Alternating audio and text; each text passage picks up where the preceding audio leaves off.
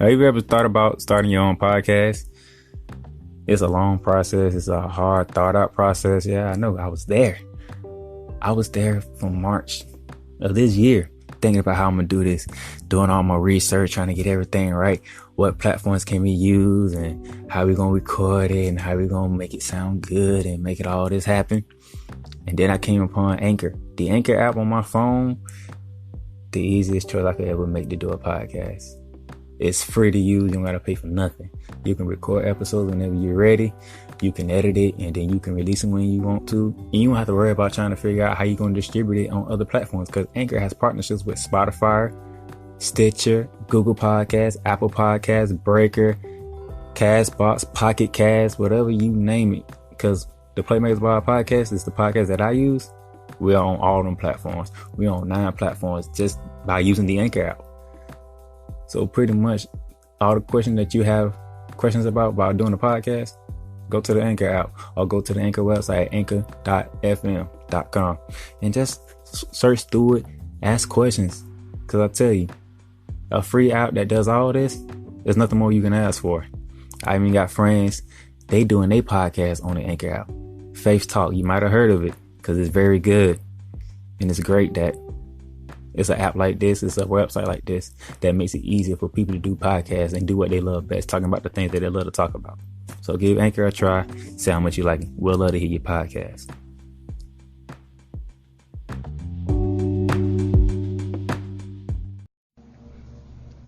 Ladies and gentlemen, boys and girls, welcome once again to the Playmakerzblog Podcast Wrestling Edition. This week's podcast is so special to us because it's our first podcast as podcasters where we get to review, predict, and all that good stuff for a Big 4 WWE pay-per-view. You know, for me personally, it's special because when me and Darnell were planning this out, we knew we were eventually going to go across the WWE calendar, but folks, it took a lot of months of planning. It took a lot of, seeing what would work, what wouldn't work, tinkering with apps and all that good stuff, but you don't care about that. I just want to let you know on behalf of myself that this is a truly special podcast for us. If there are any technical difficulties or anything like that, we apologize. It's just, we are looking forward to this weekend. We are going to talk about all 13 matches, I think. 13 matches that are on the SummerSlam card. We're going to talk about NXT TakeOver. And we're just going to sit down and we're going to get into everything. So please sit back for this next hour and a half. Grab something to drink. Start working on a project. Start doing some homework. Just get ready. Because it's Friday. And tomorrow's going to be Saturday. And then the day after that's going to be Sunday. This whole weekend is a wrestling weekend. And those are the best weekends of all. Please enjoy this week's podcast. Gentlemen, boys and girls, fans of all ages, creeds, and promotions, welcome to one of the biggest and most special editions of the Playmakers Blog Podcast Wrestling Edition that we have ever done. Ladies and gentlemen, this is the first time that we will be previewing and talking about a Big 4 WWE pay-per-view. This Big 4 pay-per-view is the biggest party of the summer. That's right. This Sunday, WWE SummerSlam is going to be happening. It feels like it's about to be 7 hours. It could be a fun 7 hours. How do you feel, Darnell, my great co-host, about SummerSlam? I'm feeling good. We got a lot to get into today. SummerSlam, they call it the biggest part of the summer. Let's see if it's going to live up to it this weekend. Yeah, okay, so there's a lot to dig into. So we're going to not go in order, but we're going to go kickoff to main card. So the first kickoff match that we'll talk about, the Cruiserweight Championship match. Cedric Alexander versus Drew Gulak. Anything you want to start off with, Darnell? I said couple of shows ago, be prepared for a whole set of title changes at SummerSlam. This could be one of them. Cedric Alexander, he's been undefeated since the new year came in. He won a Cruiserweight title back at WrestleMania. He's been a fighting champion ever since. But then you got Drew Gulak, who changed his character, by the way. He's no longer trying to stop people from being high flyers and what Cruiserweights are known to be doing. He has a more ruthless attitude, a dangerous attitude. Mm-hmm. And he also is teamed up with gentleman Jack Gallagher and D. Brian Kendrick. Mm-hmm. Gallagher is a dangerous opponent going into SummerSlam for Cedric Alexander. He proved it this Tuesday on 205. Cedric Alexander had a tough battle with gentleman Jack Gallagher, but he came out on top. But as the show ended, Drew Gallagher got the last laugh heading into SummerSlam. So I'm thinking Drew Gallagher is going to win the Cruiserweight title.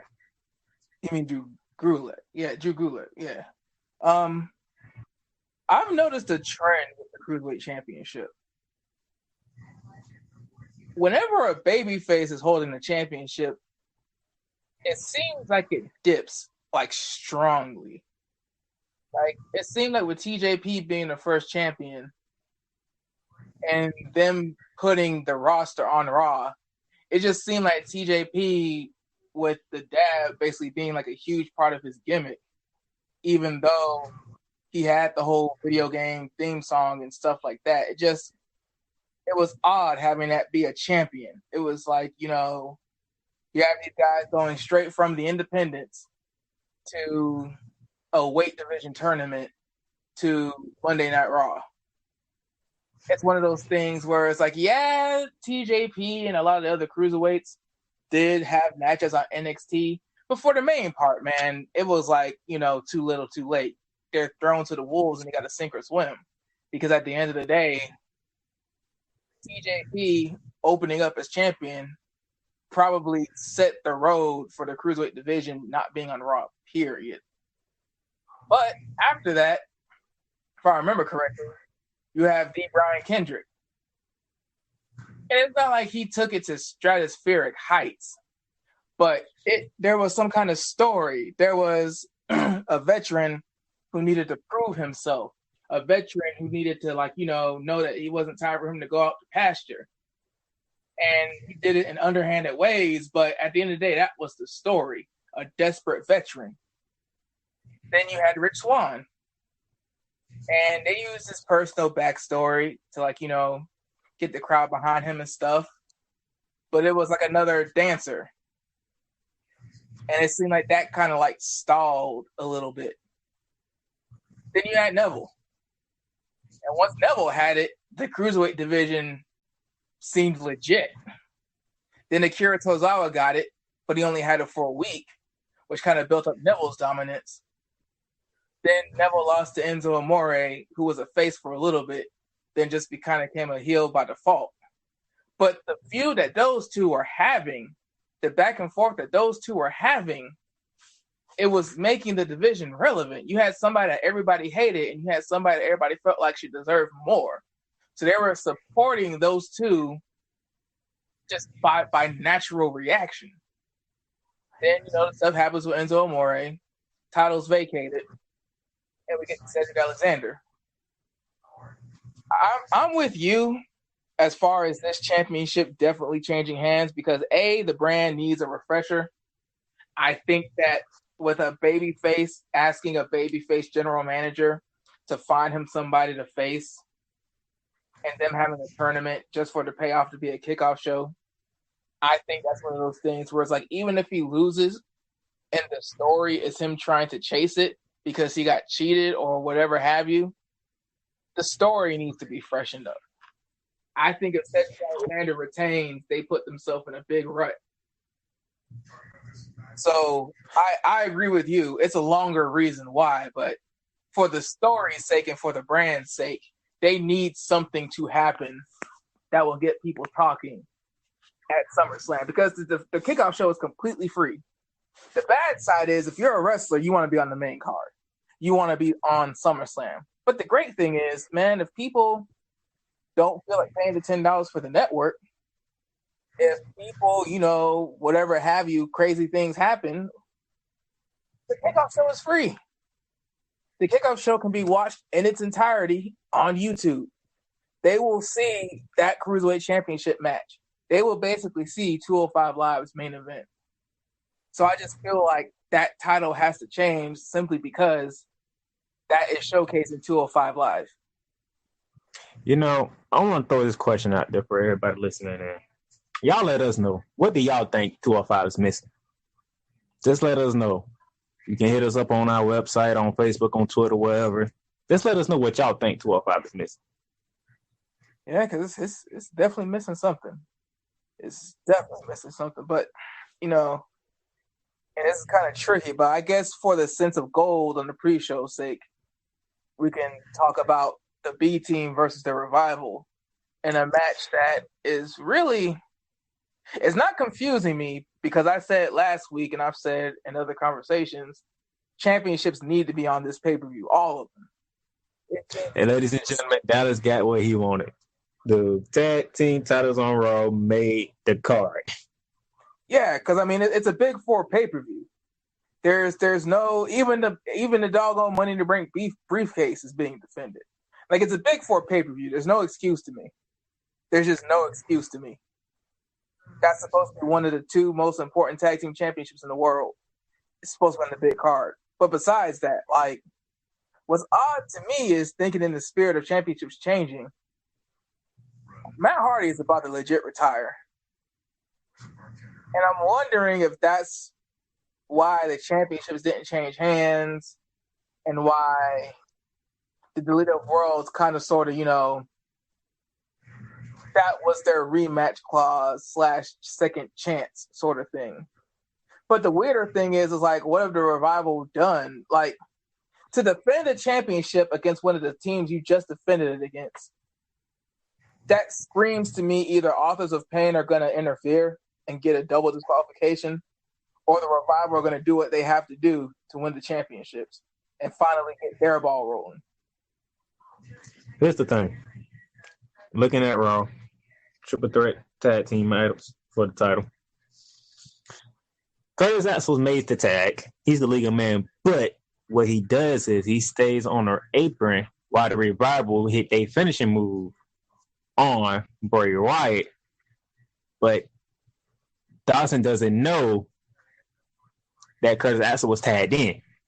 So Axel comes in after they hit their finisher, throws him out to his own partner, and pins Bray Wyatt for the 1, 2, 3. That's how they retain the title. And that's how the Revival gets a rematch at SummerSlam. Yeah, because, it's basically they never truly lost, and they're essentially the reason for the pinfall. So it's one of those things, though, where it's like a triple threat match, a fatal four-way match, a five-way match. You know the deal going in. You don't have to lose, but you still lost. But at the same time, it's come on, man, it's impossible. They just now started kind of sort of caring again about their tag team championship ever since the Bar and the New Day and Gallows and Anderson left. So it would have been impossible for them to build a whole new contender on WWE.com and YouTube throughout the week. So, it's one of those things, whether they retain or not, whether the match is 5 minutes or not, whether AOP comes out and blows up the match or not. I think that the wrestlers, and I think that the bookers, I think both parties realize, like, however we do it, whether it's 1 star or 8 stars, tag team championships have to be on this pay-per-view. Because these are actually the lineal tag team championships also. For those who might not get what I mean, the Raw Tag Team Championship is actually the WWE Tag Team Championship. That's the lineal title. So it's also another thing where it's like basically, and we'll get to the order of the main card later, but basically for them to have not had the B team defend even on the pre-show, they would have been leaving out one of their lineal titles. Ironically and unfortunately, when a former lineal tag team champion passed away this week. It just would have been all kinds of a bad move. That being said,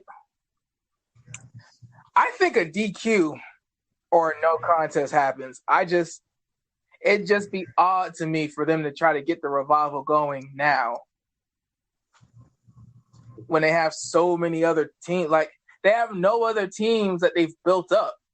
Like, the revival would win, have their rematch feud against the B team. Then the B team would go into oblivion, and the Ascension or Authors. But see, the Authors of Pain can't go against the revival because it would be. It's one of those things where you can have two heels go together, like I said before, but with the revival, it just doesn't make sense because you basically have two brawling teams that fight like each other. The only way for the revival to truly, have an issue with AOP is if they became faces by getting beat down by AOP every single week. But then that also makes it weird because, okay, these guys beat the B team, and now they're getting beat down by Authors of Pain, and both of them got hurt at the team debut. Like, it's one of those things where it makes AOP look too strong too quick, and it makes your champions look weak as all hell. So I see AOP interfering because I really don't understand what could go on if the B team retains. It's one of those things where beggars can't be choosers, but if the B team retains, it's kind of like they just kind of threw it out there just to like make sure that the lineal tag team championship was defended. I think they did that anyway, no matter how the outcome is. Just threw it out there? I think they just threw it out there. But I think the Revival's going to win. Yeah. Because it's about time for you to have an actual tag team be a tag team. Yeah, and I mean, dang, man. Between the Bar and ever since the Bar, man, it's been makeshift tag teams. Braun Strowman and Nicholas, the leader of Worlds, and the B team. I mean, dude. I will say one thing. I'll give props to Curtis Axel, man. Curtis Axel is what is this? His third tag team championship? He won it twice with Otunga, I think. And he's got this with... I mean, Curtis Axel, to his credit, he's figuring out a way to basically, make a niche for himself. It's weird. I think being Mr. Perfect Son, you wouldn't think he'd be a multi-time tag team champion. But, I mean, okay, so it's only 2 times. He won it once with Otunga. But, hey, man, it's props to him figuring it out. And if you don't remember what he mean when the Nexus was the hottest thing going on in WWE. Yeah, like, people, like, it's one of those things where WWE, it doesn't matter who you are. It doesn't matter how big you are. Like, WWE is a machine. You got to wait your turn. Like, it is what it is. There's cycles in WWE. But, I mean, I'm with you, Darnell, simply because I feel like AOP interfering. AOP should be stronger than both teams, really. The Revival hasn't had a chance to be the Revival on the main roster yet. I think that a real tag team needs to win. I think they need to just start from square zero. They need to, not even square one, square zero. They need to start from the absolute beginning and have a tag team. And like I said before, the Bar is a put-together tag team. But as the Bar kept working, you could tell they were made for each other. You could tell they just had to find each other. Not everybody can be the Usos. But everybody else, man, just because you slap a name on them doesn't mean that they're a tag team, man. So, hopefully for the sake of just the tag team division and feuds with AOP and the Ascension and, basically just rising the division up, because I think the Leader of Worlds are done. Matt Hardy's about to retire, man. That injury is brutal. So that's a wrap for them. I mean, I've seen rumors of rumors. We don't really like to talk about rumors on this, but it kind of makes sense if Bray Wyatt's going to be repackaged soon. He's already tweeted out asking for like people to do his new theme song from his official Twitter. So that's one of those things we could kind of put two and two together and not do any dirt sheet talking on the podcast. But I mean, I'm with you, man. Long story short, I think it just makes more sense long term for the Revival to win. I think that championship has to change hands. And the B team could always get it back so that a babyface team can get steamrolled by Authors of Pain. But I just think that championship has to change hands just to get started going again. Which, besides the Intercontinental Championship, the Universal title and the Tag Team titles on Raw are non-relevant. Yeah. I mean, right now, the only relevant championships are the Women's Championship and the Intercontinental Championship. Everything else is just there. And but we'll get into the other three titles in a minute. So speaking of just being there, I mean, they've spent a few weeks building this up. I feel like this match is going to have legs. This feud is going to have legs. Rusev and Lana versus Cien Almas and Zelina Vega. I don't really have any issues with Lana getting more ring time. I mean, the only way you're going to get better is to hit the ring.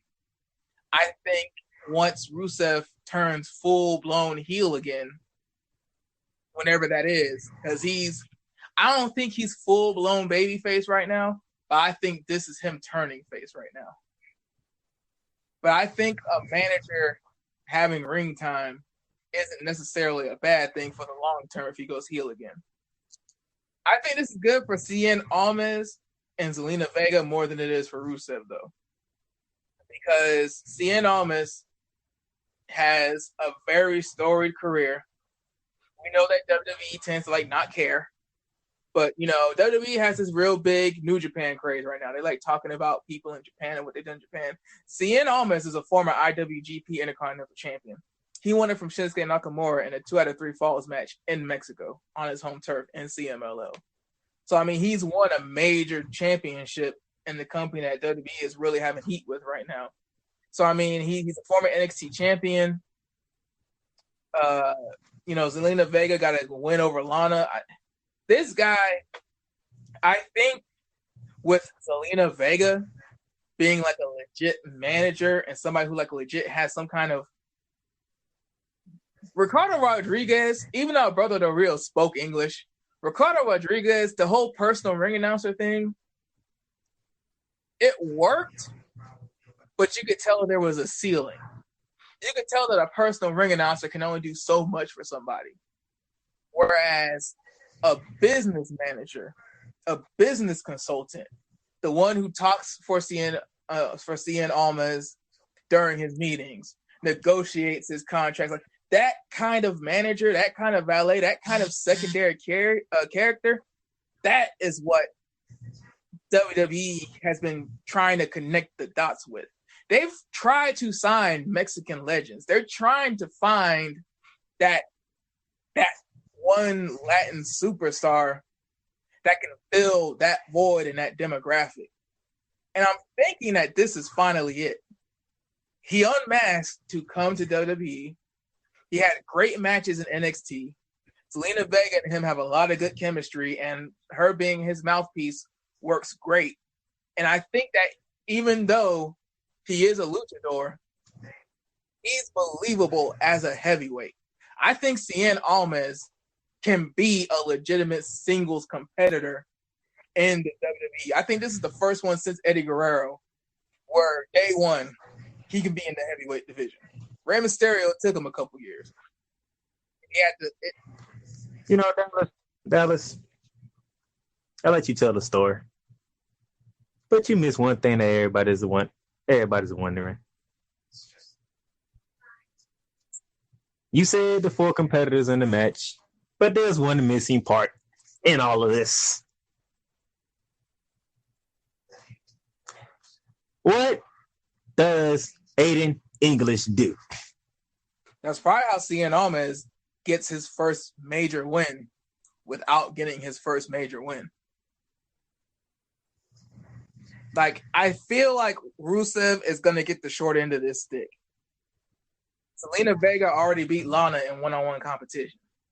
She's winning. Why? Because of English. Yeah. Like, it's one of those things where Aiden English is going to screw this up, and that heat between those three is going to get even hotter. But I said all that to say this. Cien Almas needs that victory to propel him. He's not going to be like Authors of Pain. They're going to use him sooner than later. But Rusev just had a WWE Championship match. Rusev is a 2-time United States champion. Rusev has had a lot of feuds. So he's not going to lose straight up to Cien Almas, but either Vega's going to get the pin on Lana because of English, or English is going to do something to distract Rusev involving Lana, and Andrade is going to get like a roll-up or hit the hammerlock DDT or something. Either way, English is going to mess it up and Andrade is going to win. That's what makes sense long-term, because Rusev is already established. And this match doesn't mean anything. It's a mixed tag match in the pre-show. Rusev can lose this match. Shoot, he could really lose it straight up. But for the sense of keeping the characters balanced and leveled, Aiden English is going to somehow mess it up. My question is, does he do it on accident or does he do it on purpose? I don't think Aiden English turns on them. I think this is the breaking point, though. I think a mixed tag match on the SummerSlam stage is what finally gets to happen. Why? It's for a pay-per-view. You know somebody turning on somebody. That's what I'm saying. Rusev is finally gonna like snap. Like, that's what I'm saying. Like, Rusev hasn't fully turned face yet. I don't think they want Rusev to be a face. I really don't.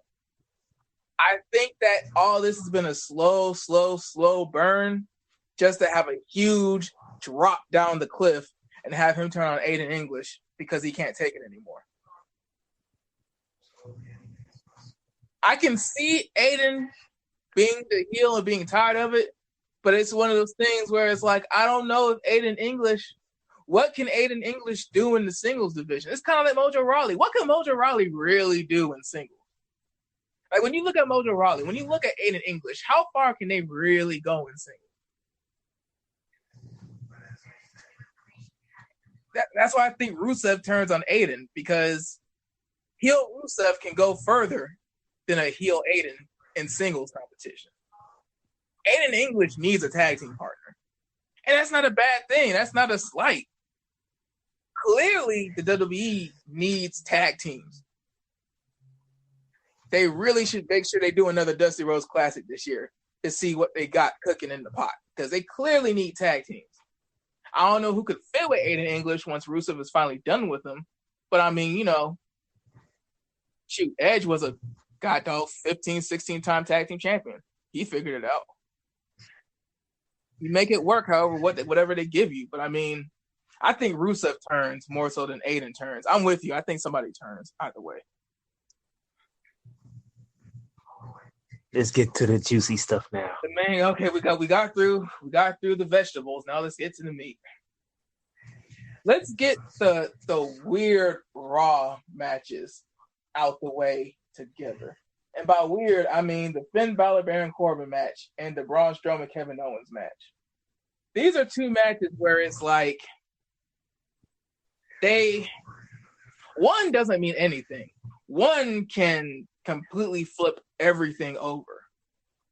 So, first, what are your thoughts on the Finn Balor Baron Corbin match? There's no stipulation. It's yet another singles match. It's on yet another pay-per-view. And it's two superstars where, one was Mr. Money in the Bank and lost, and one was Universal Champion for a couple hours. What is the reason to be invested in this match if you're a general fan, Darnell? One, Baron Corbin's the Constable Baron Corbin. So, he talked to Stephanie into it. And Stephanie didn't like Finn Balor anyway. And he went over Kurt Angle to do it. So you have multiple storylines in one match, basically.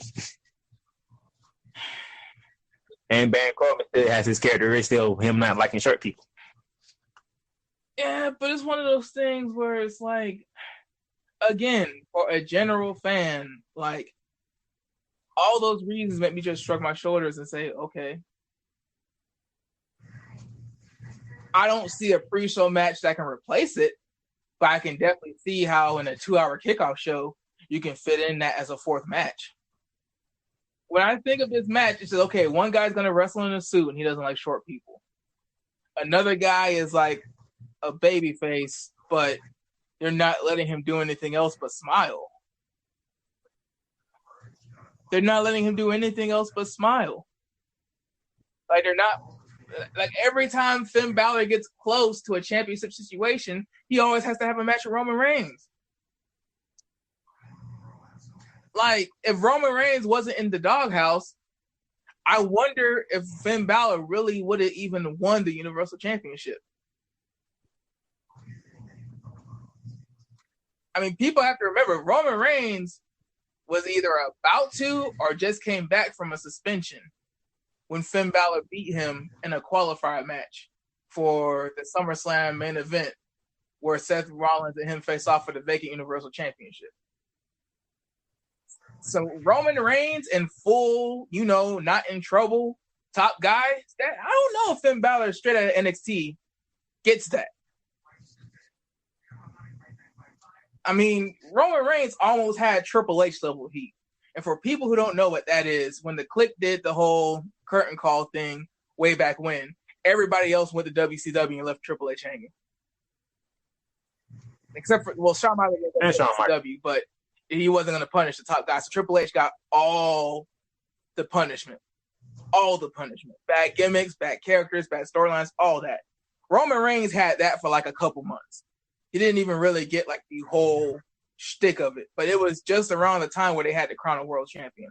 So all that saying, like, I feel like Finn Balor should be doing more, but I feel like this feud is going on too long. They're trying to figure out a way to keep Baron Corbin relevant as a wrestler, while also trying to figure out a way to give Finn Balor the edge against a former United States champion and Mr. Money in the Bank. If they would just flat out let Finn Balor win, it would achieve the goal they're trying to achieve. But it's I want to think the same way I'm thinking. Go ahead. When we gonna see Demon Balor back? That's the thing. Baron Corbin is not a big enough obstacle for Demon Balor. He's a stooge character right now. He's an authority stooge character right now.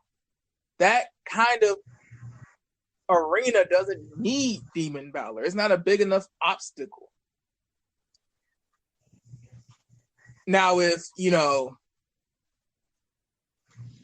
actually, you know what? No, Baron Corbin would have to rip off the suit, truly have an immense hatred for Finn Balor, rip off the suit, go back to his old everything, and that bring out the demon. But Constable Corbin, that's not enough to bring out the demon. He should be able to handle a corporate stooge. He shouldn't. I understand now. Yeah, just saying, like, when we're gonna get Balor into some real matches, and kind of sort of, not to support my point, Demon is undefeated. Demon beat AJ Styles straight up. Demon won the Universal Championship. And Demon beat Way Riot. Yeah. When they finally could have the match. Demon's undefeated. Demon, that's the thing. Demon is a former world champion when you really think about it. When you think about it, Demon Finn Balor is really the former Universal Champion. Balor Club Finn Balor, he's a new guy. All that Universal Championship feud was the build-up to the Demon Finn Balor. It was the build-up to introducing that character. And ever since then, they've put that character on an upper pedestal. In my opinion, if Demon Finn Balor were around, not as a regular, but if Finn Balor were in the mindset of, I'm going to bring the demon out whenever me and you finally go toe to toe, that Finn Balor is in the top 5. That Finn Balor can go against Roman Reigns. That Finn Balor can go against Braun Strowman. That Finn Balor can squash Kevin Owens. That Finn Balor may lose against Brock Lesnar, but at least it would be an actual match of quickness and cunning and trying to knock the beast off his feet until he gets caught and swatted like a fly. That character, they can't just whip it out like that.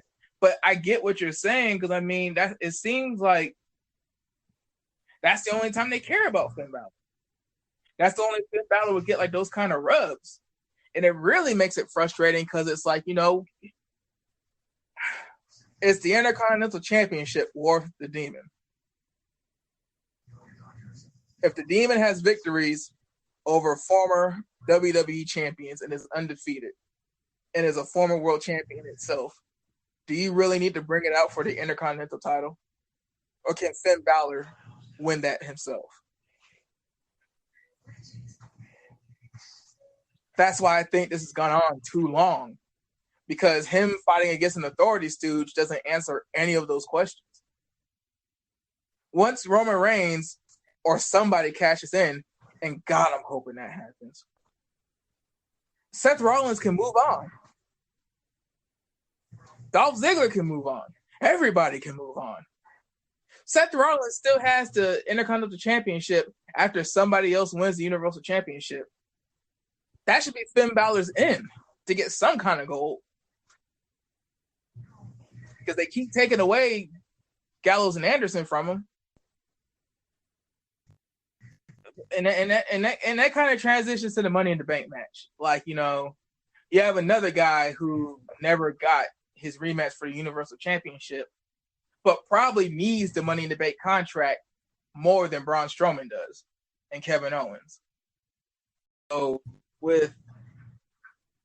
I think Braun Strowman doesn't need the briefcase when you think of cashing in and beating Roman Reigns or Brock Lesnar straight up after the world title match they're supposed to be having. Why not? Go ahead. Have Braun Strowman beat Kevin Owens. Everybody know Kevin Owens cannot beat Braun Strowman. Let him keep the contract. You know what it is, though? It's special stipulation. If Strowman loses by any means, he will lose the contract. So, I mean, you know, think about it. Kevin Owens, they can do the Eddie Guerrero trick. They can have Braun Strowman snap and get DQ'd. Braun Strowman can get counted out. Like, you know, they could be fighting outside the ring, and Kevin Owens does a dirty move at the 9 count, and Braun Strowman gets, you know, counted. Like, there's ways for Kevin Owens to win the contract. And it's not happening. He's going to try all those. It won't happen. Just let Braun cash in after that Universal title match. Everybody's happy. The championship is on Raw. The fans don't have to boo Roman Reigns. And everybody know you got to beat a monster to get to the title. I can hear it in your voice, and that's exactly what lets me know that WWE is going to outsmart themselves. WWE outsmarts, they think too much. It's like you want us to know that Roman Reigns is going to main event against Brock Lesnar at the end of the day, but you want to swerve everybody and not be predictable and make everybody think that you don't really know what you think you know. It's one of those things where, you know, maybe it's to keep everybody interested. Maybe it's to make sure that people don't go take popcorn breaks. Maybe it's to make sure that people at least buy the network so there's like a 75% chance that somebody besides Brock Lesnar will leave with the Universal Championship. But it's just one of those things where, like, you know, it's just odd to me. Because think about it. If Kevin Owens cashes in and wins, you're telling me Braun Strowman or Roman Reigns won't win that match?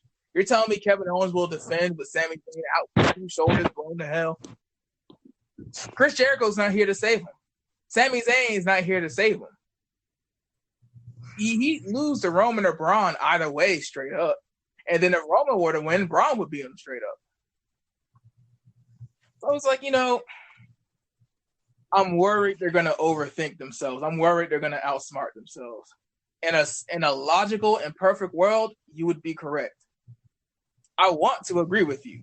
I think what you think should happen. Because Braun Strowman he's a WWE product. He's straight from the Performance Center. Never wrestled on any independents, never wrestled in Booker T's wrestling school. He is straight WWE. He's huge. He has charisma. He's everything Vince has ever wanted from a giant. It all seems too perfect. WWE has shown us that when it seems too perfect, when it seems like it makes perfect sense, that's when the swerve happens. That's when the genius booking happens. I want to be wrong, but I'm thinking Kevin Owens somehow, some way gets the contract. Somewhere a part of the world is thinking just like you right now. It's because it's happened too many times. How many times does it have to happen before you finally realize, you know what, this is just what WWE does?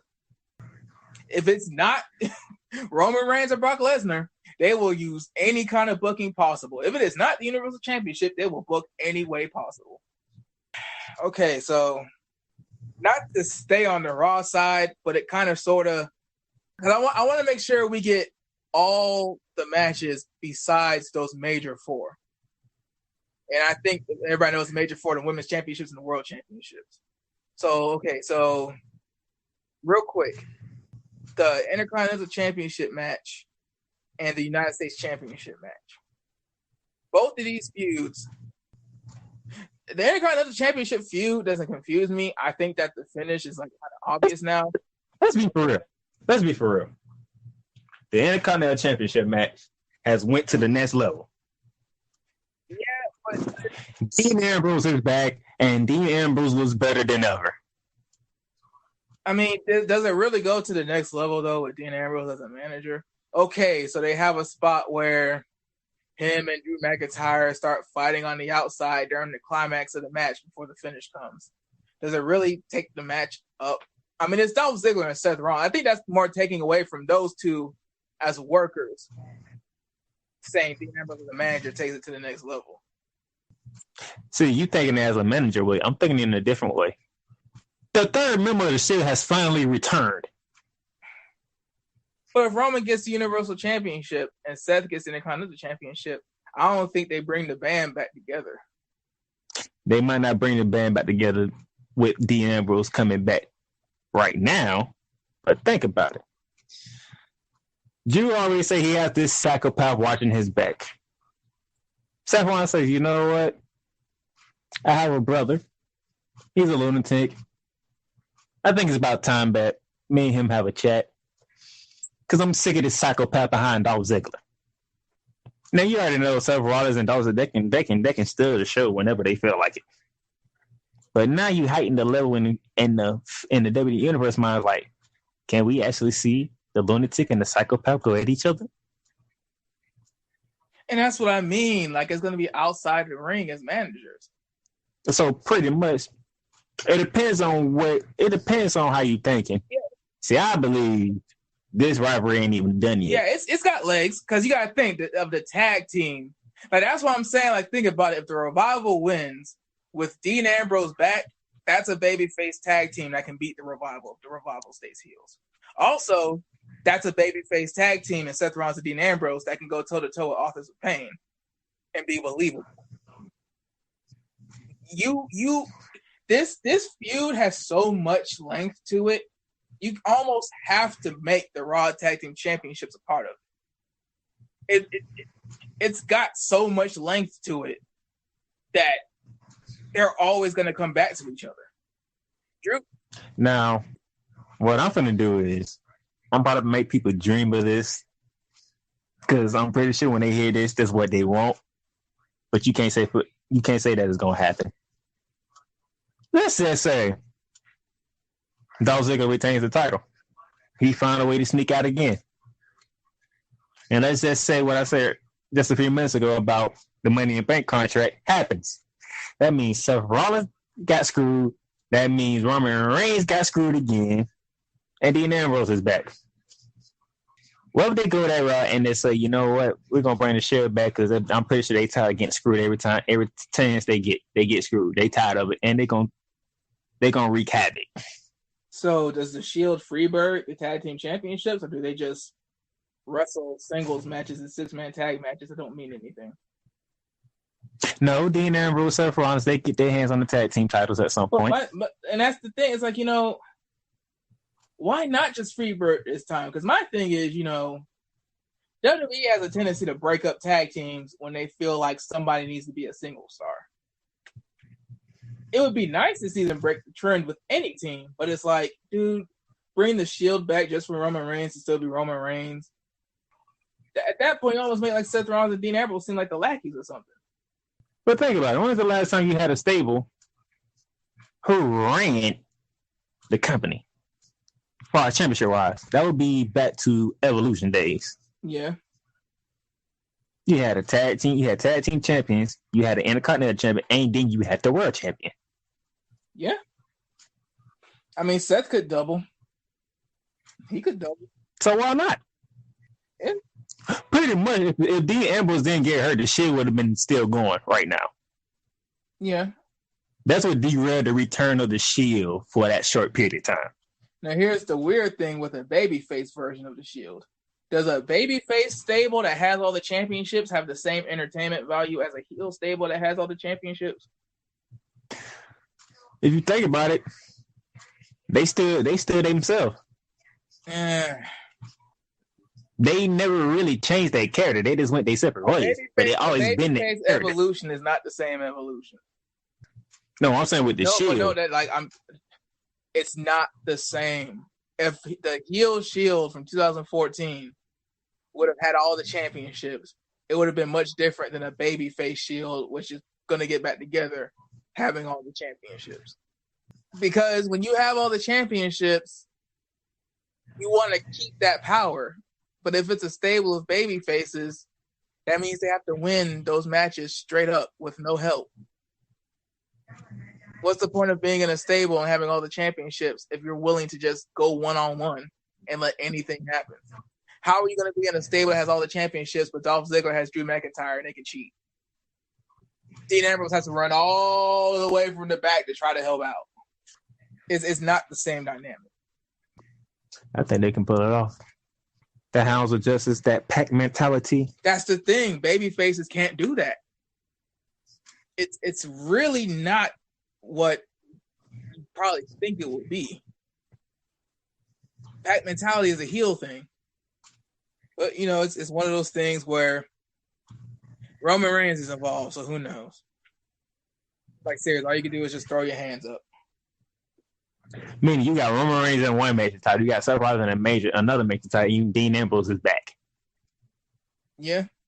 Shoot, they all could win the championships and still put them back together. I mean, it's shit. Who knows? Just throw your hands up.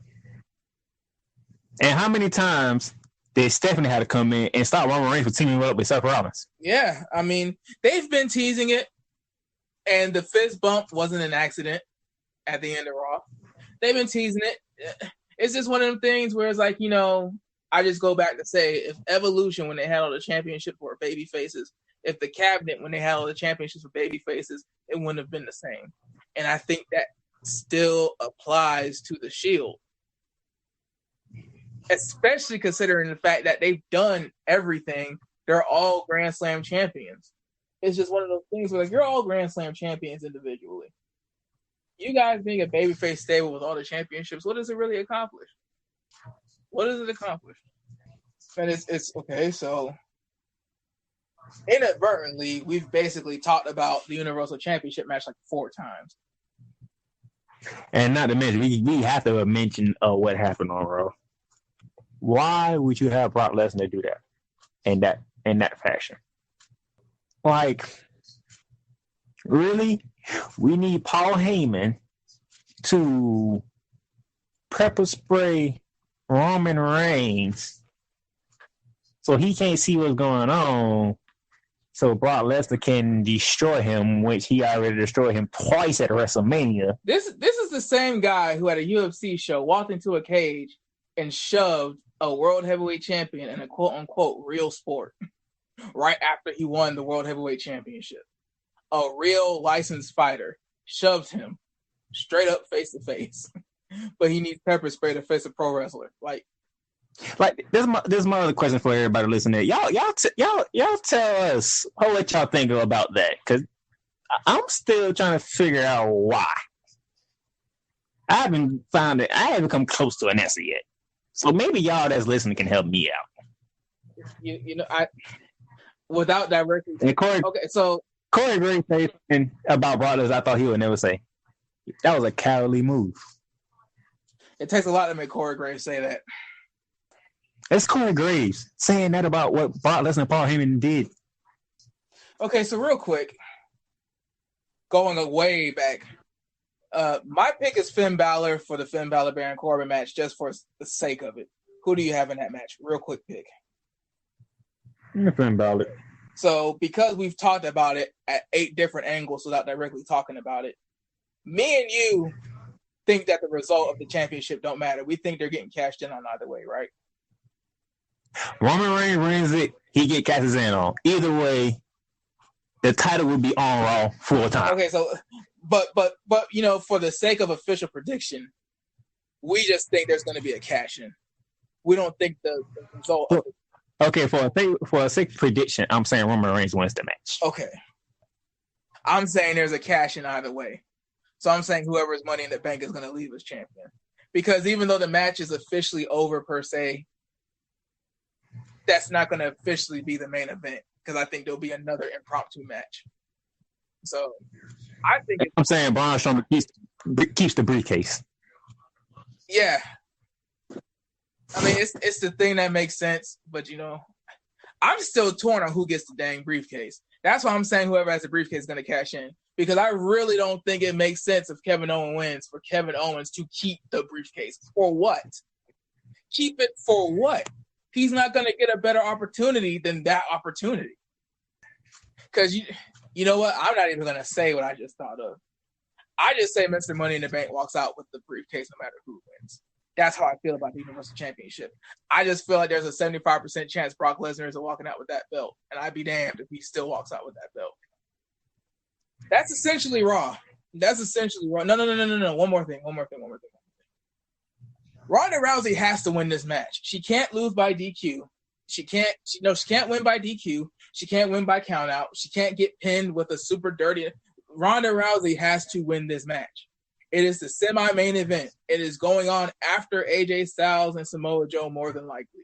That's my prediction. I'm knowing the way that they're going and knowing the way that they've been doing things. This match is probably going to go on after the WWE Championship match. I would be surprised if it doesn't.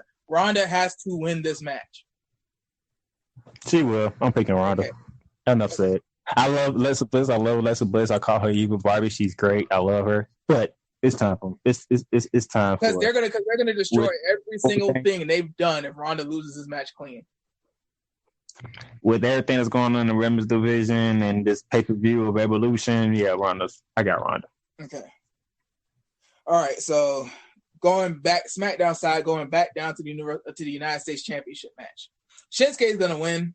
I think me and you, and when you really think about it, the feud. The question of the night for SmackDown Live: does Randy Orton strike again? Or does he just chill? At this point, Shinsuke Nakamura is the champion in a third wheel. I don't think I've ever seen that happen before, where a singles champion is the third wheel in a feud. It damn near happened with Aleister Black, but they took the belt off of him before the feud really got kicking. But Shinsuke wins for the sheer fact that Randy is going to come out. Randy is going to... I'm not saying it's super predictable. I'm just saying the feud isn't even between Jeff and Shinsuke. The feud is between Jeff and Randy. So when Shinsuke either loses by DQ or wins by pinfall because of Randy's interference. Do you disagree? Shinsuke keeps the title. Yeah. Which don't make sense to me because now the U.S. title is like the only one that's irrelevant on SmackDown. I guess it's just one of those things where, somebody has to be the odd man out. because you're gonna have to. Because pretty much it showed on SmackDown. Jeff Hardy had a hell of a fight against Shelton Benjamin. Came out on top. Shinsuke came out, attacked him. Jeff Hardy was ready. He did a swanton bomb. He left out the ring victorious for that moment in time. And then Randy Orton is in the back part of the stage just lurking. And it's like, oh, is he going to strike or not? He didn't strike. So it's like, Randy Orton's lurking somewhere. Yeah, it's like he's not going to let Jeff Hardy succeed. Because if he lets Jeff Hardy succeed, then he gives the fans what they want. And his goal is to kill the fans' dreams by killing the legends that they love. The bludgeoning versus positivity. I'm trying to think about the long term of this. Because them beating the New Day to beat the New Day, that doesn't, even if it's a good 30-minute match, them beating the New Day, it doesn't, what does it really do? They beat the New Day before. They've beat the Usos before. They've already beaten 9 combined tag team champions. What does it really accomplish? I'm thinking the New Day win and the Bludgeon Brothers come back even more hateful and just destroy them in the rematch. This is where your babyface theory of how WWE do babyface is going to get turned upside down. It's 3 New Day members. So they're going to do something. That's what I'm saying. Like, the New Day's going to win, and the Bludgeon Brothers are going to come back and be even angrier and just destroy all 3 of them while winning back the Tag Team Championship. That's the only way the New Day can win the way that they booked the Bludgeon Brothers. That's the only way that they can logically win. Because think about it. Big E is smaller than Rowan. Kofi can fly, but they're big. Kofi does a crossbody, they're just going to take it. And Xavier Woods is the weakest in ring out of all 3. So he just won't be able to out-wrestle them. Like, they're going to have to do babyface prankster stuff to win. That being said, that's what's going to have to happen in the long term for this to make sense. I think this, at the end of the day, while New Day will get their 5th tag team championship reign, I think this is for the Bludgeon Brothers more long term than it is for the New Day. Because I don't see why, just for the sake of making sure they beat a babyface, the Bludgeon Brothers would get taken out the picture just so the Bar can win a championship. That doesn't make sense to me. Just for the sake of having a babyface team be the one to lose. It's one of those, you want a tournament. The problem is your reward. Yeah. Like, are you really happy you won that tournament now? Or do you wish that the Bar could have won because you faced the Bar before? Like, do you really want to face this team straight up when they're motivated by SummerSlam? The last time they were on a big stage when the Tag Team Championship was on the line, they squashed you and the Usos. But that's how they got the tag team titles. Yeah. It's another big stage, and look. You just had to go through a tournament. You just had to go through a tournament while they were just squashing people, waiting to see who won. You're the one that had to. They was having fun while you was working. Yeah, you're the one that just beat the former NXT Tag Team Champions. You're the one that had to beat 4-time WWE Tag Team Champions. You're the one that just had hard matches. They've been squashing local competition. They ain't even been breaking a sweat. Their passion is destroying people. Like, this is where you're 100% correct. The babyface theory in this sense has to get flipped upside down because you book yourself into a corner where it's like, oh, wait a minute. We didn't want them to beat a heel team, but at the same time, when you look at this babyface team, they can't win straight up. Somebody's going to have to win with a roll-up.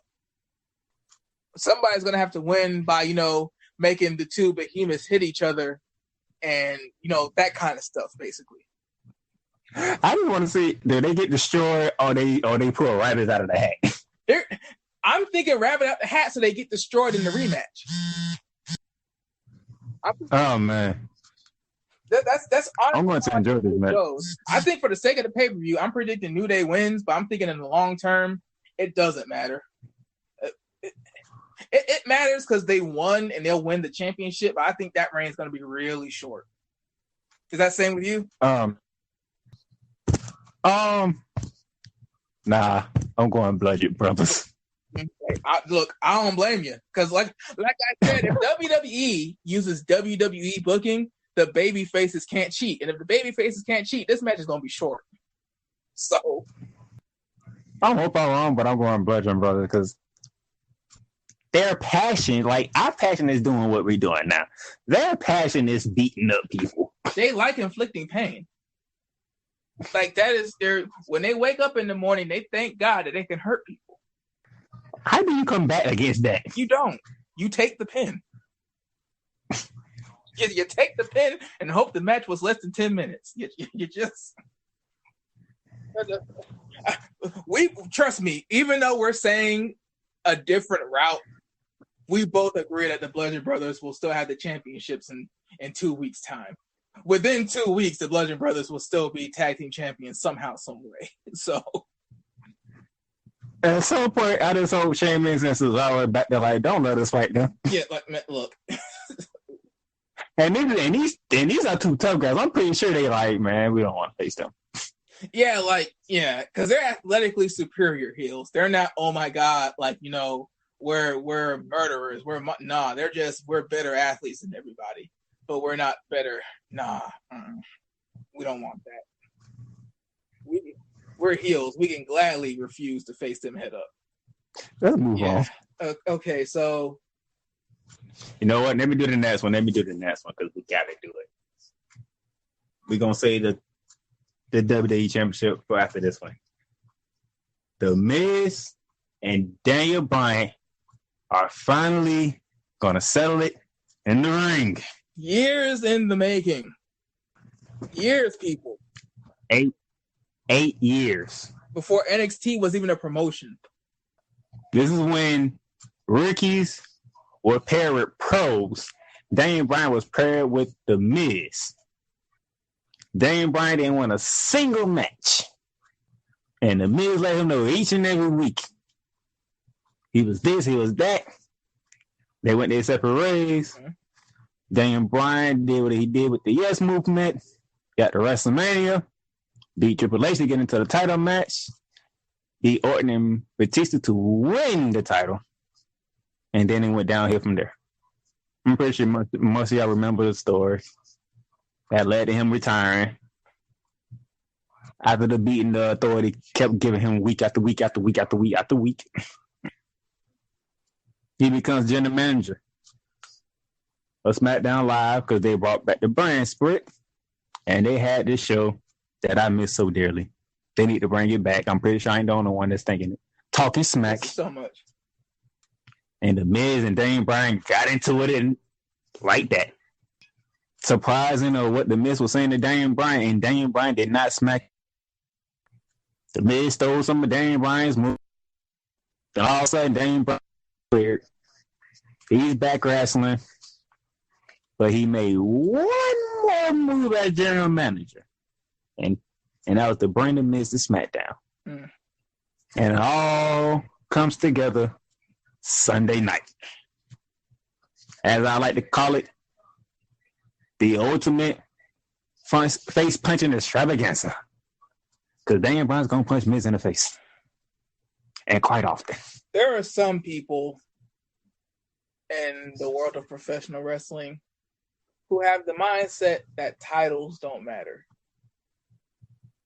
For whatever reason, whether it's because they know the true nature of the sport, whether they look at guys like Jake the Snake Roberts, Rikishi, Godfather, who are Hall of Famers, who had none or one major championship in singles competition.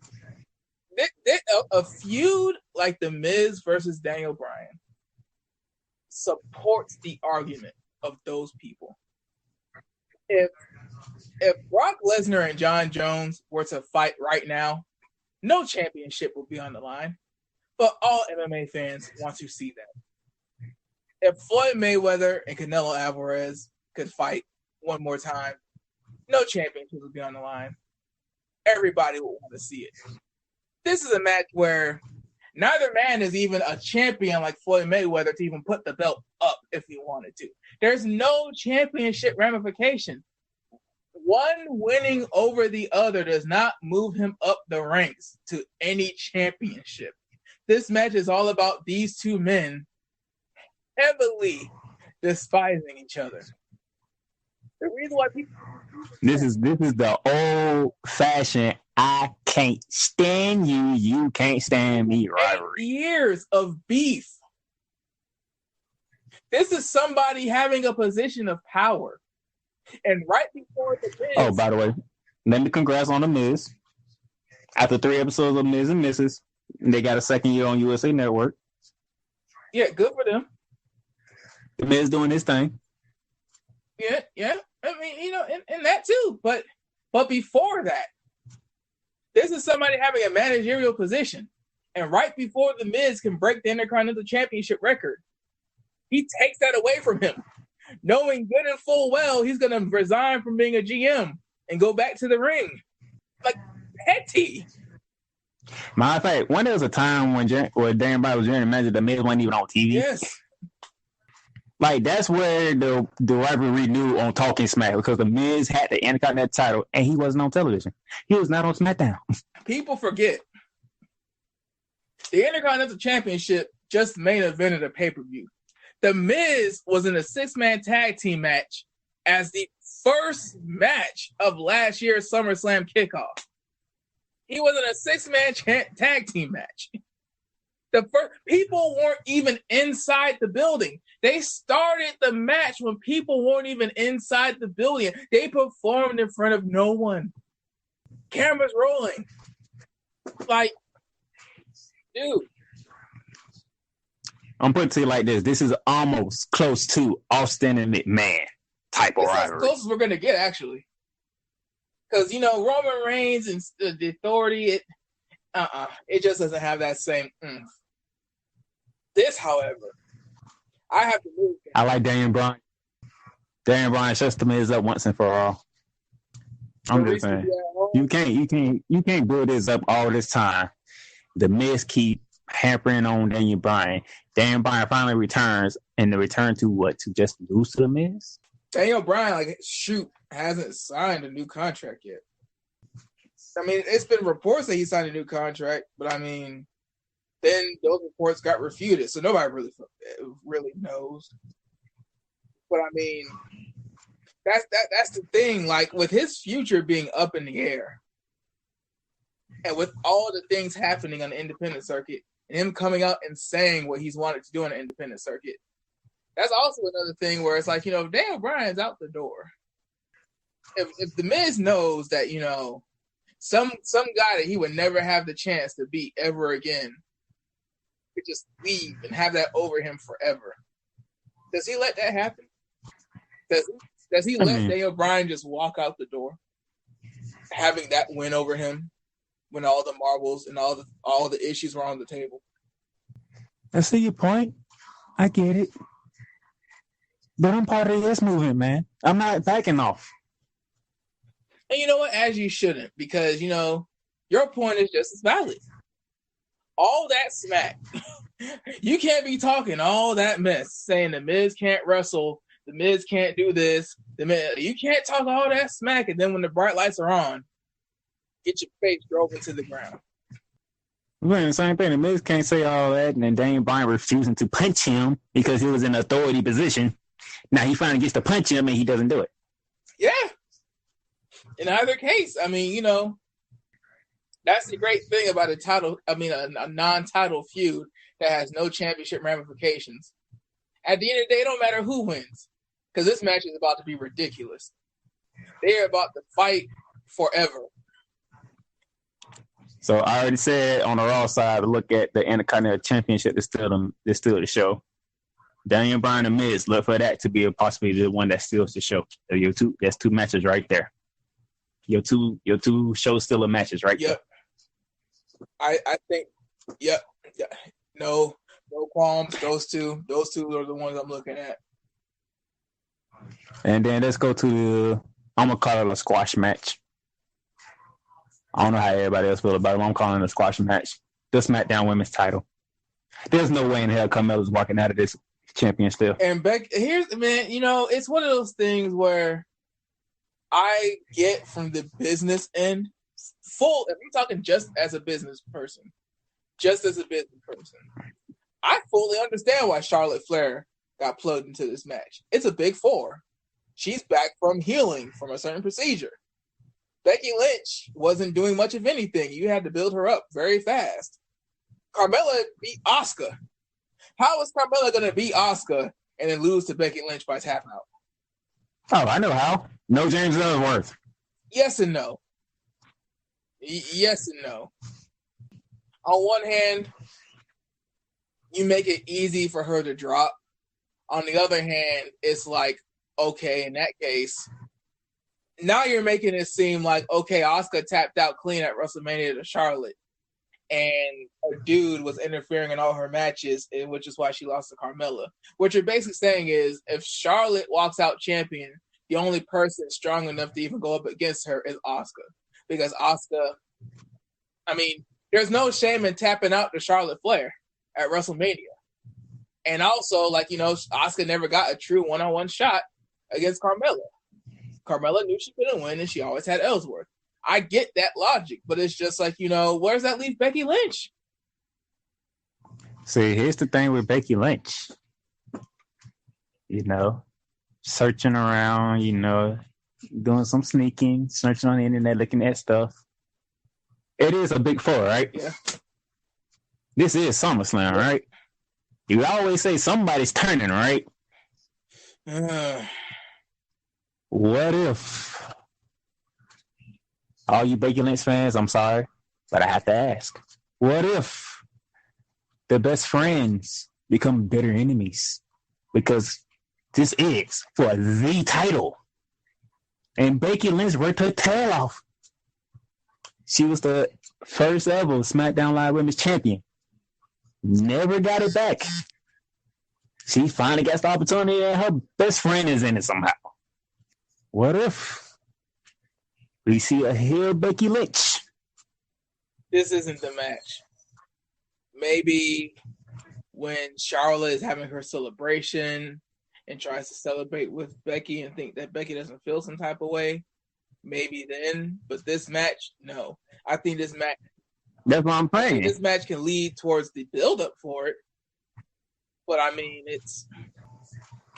I'm thinking it already built up to it. If you watch Becky Lynch, how she interacts with Charlotte Flair all of a sudden, it's kind of like I'm happy for you, but I'm not thrilled. If she turns heel at SummerSlam, it's after the match and after Charlotte wins.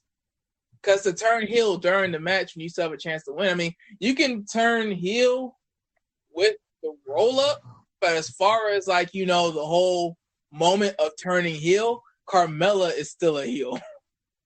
She's the heel walking in the match. So while you two are having your emotional moment and everything, Carmella's just going to roll one of y'all up after you knock the other one out. I'm saying this. Submission or pinfall is going to happen to Carmella. Oh, yeah, okay. Here's the middle ground. Here's the true middle ground. Charlotte taps out Carmella. Becky turns heel after because she can't take it anymore. That's how Becky would turn heel at SummerSlam, but it won't be during the match. Either way, Charlotte would still win. I don't see how Carmella wins this triple threat and Charlotte doesn't. There's no way I think Becky Lynch wins this match. It's either Charlotte. It's Charlotte for me. Hey, people, ladies and gentlemen, I want y'all to see where I'm coming from. I'm saying all this because we have that all women's pay-per-view in a couple of months.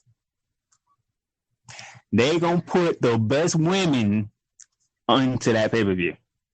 You put the title on Charlotte, you got to hear Becky Lynch. Just saying. Or maybe, just throwing it out there, maybe Becky does win. And Charlotte turns heel. But why would Charlotte be jealous of Becky Lynch? Remember the family she comes from. She doesn't need a reason. She's a Flair. She don't need a reason. She can just do it. How many times have you seen somebody turn heel and left everybody looking stupid? Yeah. Trying to figure out what just happened. I'm saying whoever wins, the other person turn heel. That's what I'm saying. That's what I'm going with. All right. And that, as far as the SummerSlam card goes too, Even though it won't be going on last, even though it'll probably have I'm sorry, even though it's gonna have a good going after it, it's last to us. It should it's go the last. main event to us. AJ Styles versus Samoa Joe. And this has become personal with a capital P. Golded. In 3 weeks, it got personal that quickly. Samoa Joe. I think if Samoa Joe doesn't win the championship at SummerSlam, he is one of those few people. Samoa Joe is one of these few people on the current WWE roster where if he doesn't win the WWE Championship this match, he doesn't need a mid-card title. Giving Samoa Joe a mid-card title is going to lower his value. Shinsuke needed a championship. Samoa Joe, I think if he loses this match, the way Samoa Joe is, the way he functions, the way he cuts his promos, he is WWE's second Bray Wyatt. He's that second guy where it's like, he could be in the main event in a snap of a finger and nobody's going to complain. Well, some people may complain, those people. But as far as selling PPVs, as far as making the best main event possible at the time, Samoa Joe, man, I think it's time for him to win. And you know what? Let me rephrase that. I think it's more time for AJ Styles to lose than Samoa Joe to win. But it's only like a 60-40 split. There's still a lot of base for Samoa Joe to finally win. You know what I'm thinking? This is going to be similar to Shinsuke and AJ. The difference is Samoa Joe might lose the first one, which is Sunday. But his next go around, he gets the title. Yeah, because, maybe he could lose, but then, he figures out something else. Maybe the second go around, he figures out a way to just blind AJ and just throw AJ all off his game and just catch him slipping. I can see that. See, what I'm saying is, you can't let this get personal for this short amount of time and the rivalry. And the crazy thing is, this is the first match of the rivalry. A world title match at one of the big fours is the first actual match of the rivalry. This thing has a long way to go. This is their first time ever facing each other in the WWE. Yeah, this thing has a long way to go. I'm gonna tell you like this. I'm gonna tell the people like this. This rivalry has the chance to be The Rock and Stone Cold Steve Austin. It's up there. This rivalry cannot just end after SummerSlam. AJ can win it, but Samoa Joe does not quit. He's going to dig deeper and get more personal and more. The best is yet to come. Samoa Joe is just getting started. If you don't believe me, go to Dallas's Facebook page, or you can go on YouTube and watch the video after SmackDown went off the air. If people want to get an idea of how this is going to go, flash back to the SummerSlam of 2000 and I want to say 5, where Eddie Guerrero said that he was Dominic's real daddy. For people who don't know who Dominic is, that's Rey Mysterio's oldest son. Oh, we're getting to those kind of levels of ooh. Oof. This feud is much similar to that, but that feud started and it went all the way through WrestleMania. I think that feud started in 2004, and it started with the two being tag team champions together. So when you really think about them telling the story, matter of fact, that's going back to WrestleMania 21. Yeah, because they had a friendly competition to open up the show. Rey Mysterio won that match, but Eddie Guerrero was not too happy. It festered. Then, Eminem debut. Shout out to Johnny Impact. The rest is great, wonderful wrestling history. But that is the kind of feud that pops into my head when I think of where this is going to go. And that thing has some legs. That feud led Eddie Guerrero to win the WWE title. No. It won against Rey Mysterio, but it led him to get to that title. Wait, no. Flip it. If he was still alive, it probably would have led to him being in the main event picture and maybe being Batista down the road. But he ended up winning his WWE Championship a little bit. Actually, I think he was with Rey after he came back from injury from losing to JBL. I think it was that. It was, yeah. So either way, when Eddie Guerrero became that Eddie Guerrero, it took him to a whole new stratosphere. If he hadn't unfortunately passed away, Eddie Guerrero would have, especially if Eddie Guerrero could have kept going into this era. If Eddie Guerrero was still going in this era, he was 38 in 2005. So that means he would have been like, 50-something. So Undertaker. Yeah, so, he wouldn't have been going right now. But in that transitional era, who knows, man? Because that transitional era was rough. They relied heavily on CM Punk. And when CM Punk left, it was kind of a void. However, if they could have had that Eddie Guerrero, that show would have softened the blow. Anyway, yeah. Samoa Joe, AJ Styles. What we saying is this is just a start. We're saying AJ will retain, but man, this is the first of many. I'm gonna throw a Tio reference out there. Sit back and get your popcorn ready. This match should go on last. The right thing to do would be to put this match on last. But to be honest with you, I'm thinking that it's this match, the Raw Women's Championship match, and the Universal Championship match. Say what you will. I know that, we're in a very sensitive time, culturally and politically. I'm not saying that, it's weird, man. You basically have one world championship not be there at all. And now you're moving the WWE Championship down even more for a mid-card championship. But it's not. Don't worry, you'll see all our predictions on the website. Yeah, that'll all the written predictions will be up tomorrow, and everything. So it's one of those things, man. The WWE Championship. I don't think the Universal Championship has done enough yet to go over it. Because I'll honestly say, during the Ruthless Aggression era, the World Heavyweight Championship was more important. But they did a lot of work. Triple H put in a lot of work. Whatever your opinion is of Triple H, he put in a lot of work to make the World Heavyweight Championship relevant from scratch. So that ain't happened this go around. And it's unfortunate. But hey. There you go. And don't forget, Saturday night, NXT TakeOver, Brooklyn.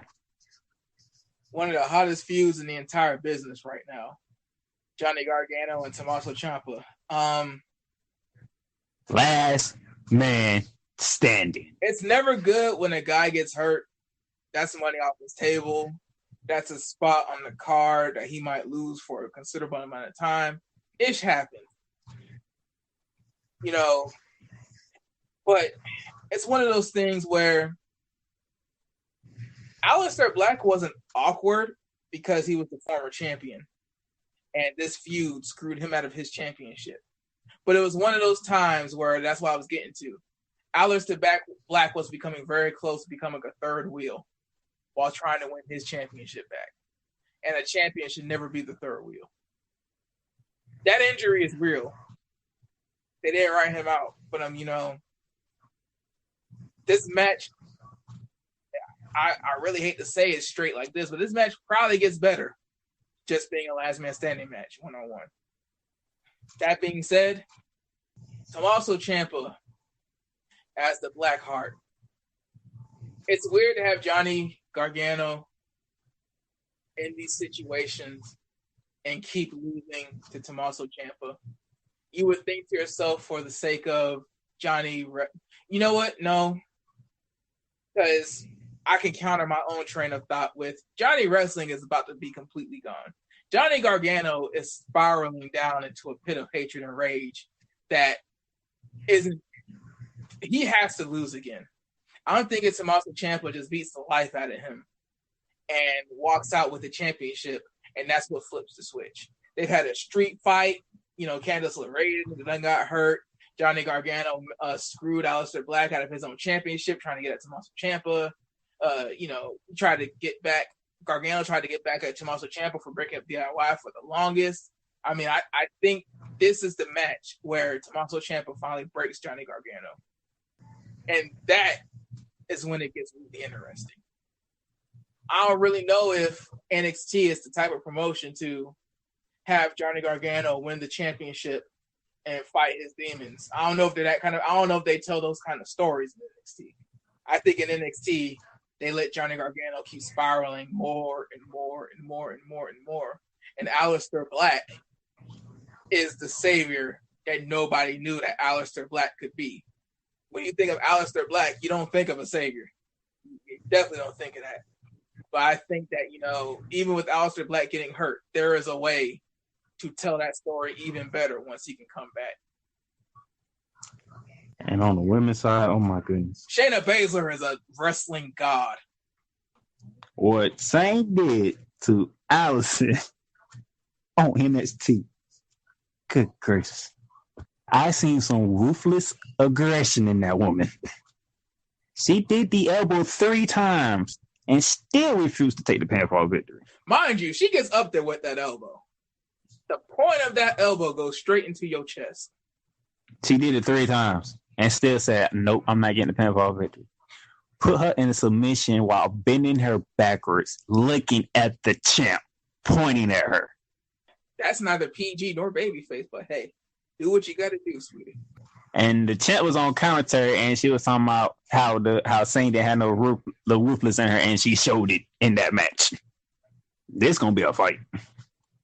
I mean, as somebody who pays attention to other promotions, I'm thinking top to bottom TakeOver is going to be better than SummerSlam.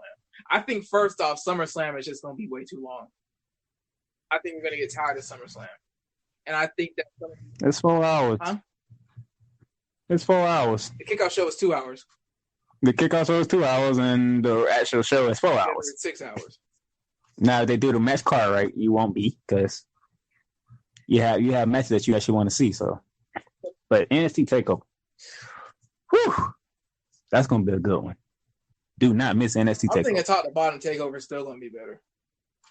Because TakeOver, they know how to execute. NXT knows how to execute at the TakeOvers, whereas SummerSlam and the main roster pay-per-views, it's like the matches that are supposed to build and keep going and sustain a feud, finish. Or the entire Undisputed Era is in trouble. I mean, and that's another thing. It's like, on the main roster, when you get a dream match, it's the main roster style. It's a lot of stuff. It's different. People have different names. People have different identities. It's not what you hope and think it would be. NXT, you're getting the dream matches that you've always wanted. Ricochet, Adam Cole, for people who paid attention to before when they were in WWE, this is a dream match, and now it's for a WWE Championship. Mustache Mountain versus Undisputed Era, which is technically Red Dragon and Roderick Strong, even though the other half of Red Dragon is hurt. Dream match. I mean, shoot, Shayna Baszler defending a WWE Women's Championship against a Japanese wrestling legend. Like, dude, you're getting your dream matches, and the thing is, these dream matches are allowed to happen. And you got former tag teams going at each other. Yeah, man, it's like... And I'm not talking about the NXT champion. No, you're talking about DIY.